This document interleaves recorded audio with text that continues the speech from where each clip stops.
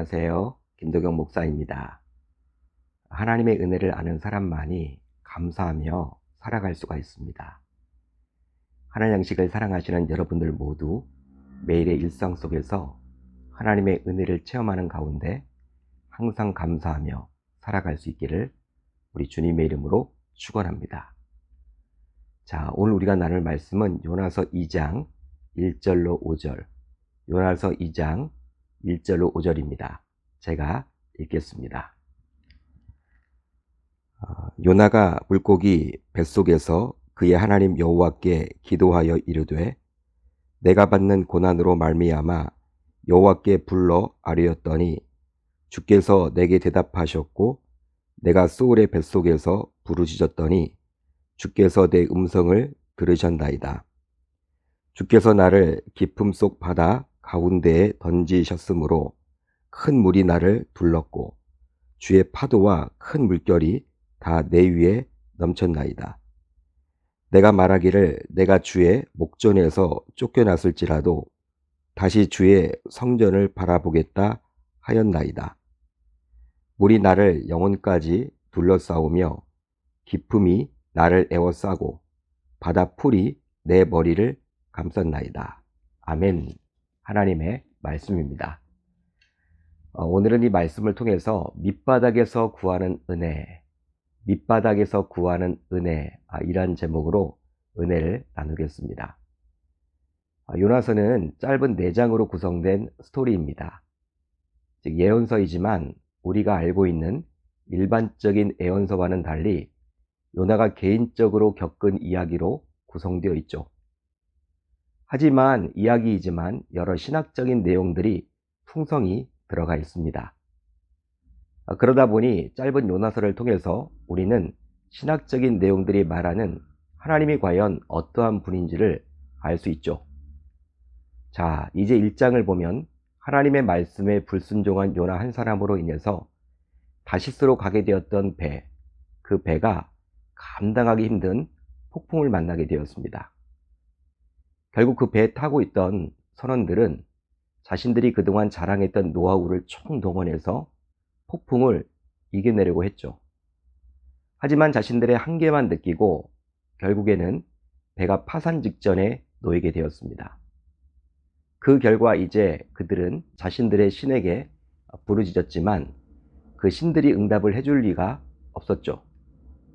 하지만 이 모든 어려움이 결국 그 배에 탄 요나 때문에 벌어진 일임을 요나의 이야기를 통해서 그들은 알게 되었습니다. 이제 그들은 어떻게 하면 이 바다가 잔잔하게 될 것인지를 요나에게 묻게 되었고, 요나는 자신을 바다에 던지면 바다가 잔잔하게 될 것이라고 답을 했습니다. 하지만 그들은 차마 그렇게 하지는 못하고 어떻게 해서든지 그 폭풍에서 벗어나려고 안간힘을 썼죠.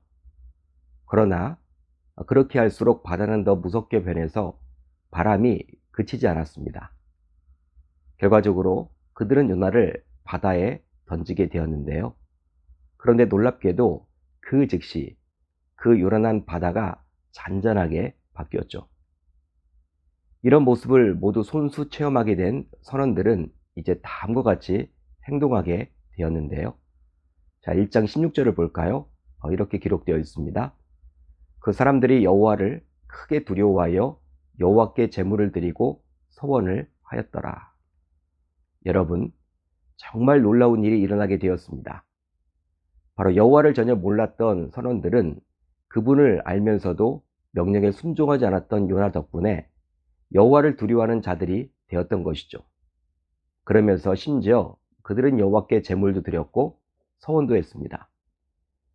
물론 그들 모두 나름대로 믿었던 신들이 있었기에 위기 속에서 자신들의 신들에게 기도했건만 그 신들은 전혀 도움이 되지 못한 반면에 직접 그 위기를 극복해준 참 신인 하나님을 이제 발견하게 된 것이죠.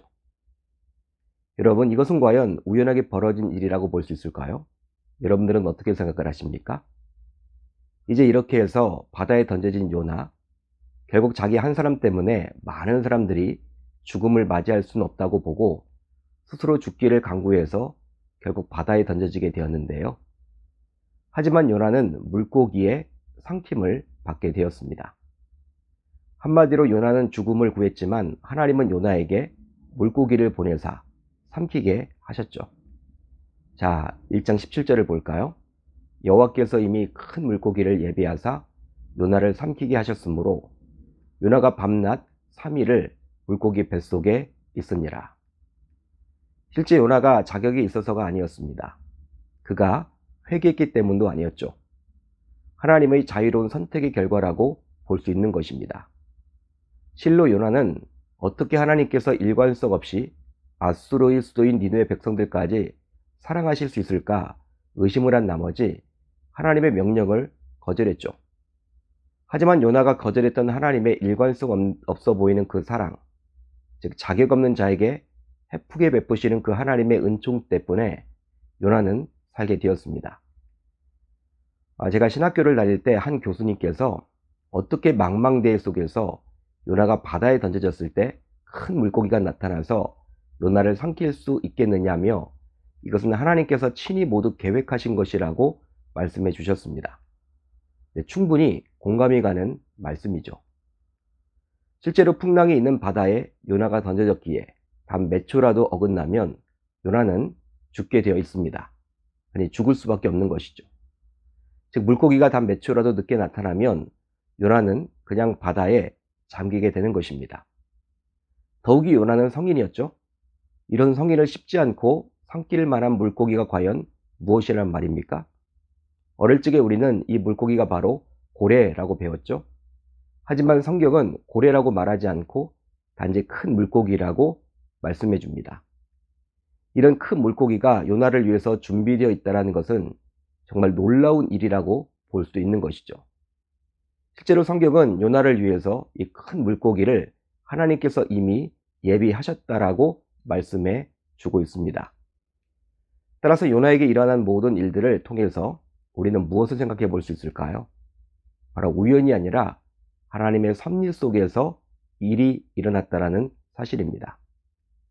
그렇습니다. 우리가 이 세상에서 겪게 되는 모든 것들은 우연히 일어나는 것이 아니라 하나님의 섭리 가운데 일어났음을 우리는 깨달아야만 하겠죠. 즉 어떤 사람과의 만남, 또 어떤 상황과의 만남 모두 우연히 일어나는 것이 결코 아닙니다. 따라서 하나님의 목적하에서 일어난 것이기에 우리는 하나님을 신뢰한다면 아무리 힘든 여건 속에서도 상황 속에서도 그 하나님을 신뢰하며 극복할 수 있을만 할 줄로 믿습니다. 자, 이제 2장에 들어와서 요나는 물고기 뱃속에서 하나님께 기도하게 되었는데요. 자, 그렇다면 무엇 때문에 그는 기도하게 되었을까요? 오늘 본문 2절을 보면 알 수 있는데 내가 받는 고난으로 말미암아 여호와께 불러 아뢰었더니 주께서 내게 대답하셨고 내가 소울의 뱃속에서 부르짖었더니 주께서 내 음성을 들으셨나이다. 요나 자신 때문에 벌어진 폭풍이었지만 요나는 배 안에서 하나님께 기도하지도 않았고 회개하지도 않았습니다. 오히려 폭풍을 잠잠케 하기 위해서 자신을 바다에 던져달라고 말을 했을 뿐이죠. 한마디로 죽으려고 작정한 것 같았습니다. 그만큼 요나는 자신의 고집을 끝까지 꺾지 않았던 것이죠. 하지만 이제 바다에 막상 던져지게 되자, 즉 죽음에 대한 두려움이 임하게 되자 결과적으로 요나는 그 고난을 피하고자 하나님을 찾았던 것 같습니다. 그러기에 그 물속을 소울의 뱃속이라고 부르고 있고 그곳을 고난의 장소라고 표현할 수 있었던 것이죠.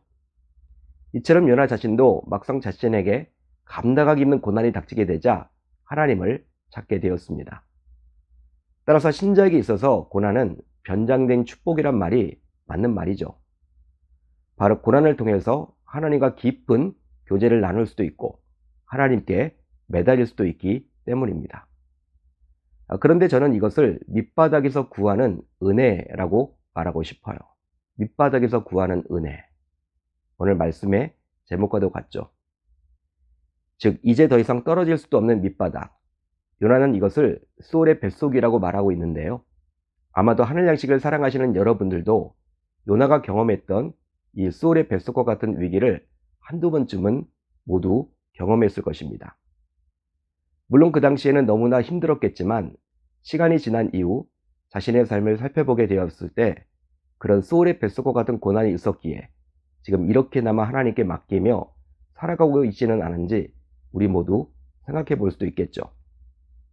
결국 오늘 말씀을 보게 되면 요나의 기도에 하나님은 이제 다음과 같이 응답해 주셨는데요. 여호와께서 그 물고기에게 말씀하시매 요나를 육지에 토하니라. 요나가 하나님께 기도하게 되자 바다에 삼키는 죽은 인생에서 물고기가 토해서 살아나는 인생으로 변하게 되었습니다.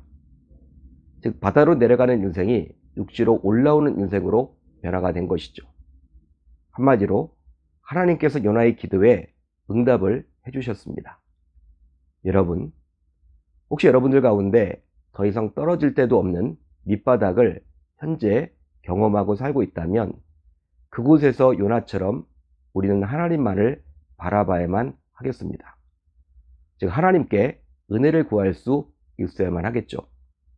그렇게 되면 신실하신 하나님께서 요나를 만나서 다시금 기회를 주셨듯이 우리를 다시금 만나 주셔서 우리를 회복시켜 주실 줄 우리 주님의 이름으로 축원합니다.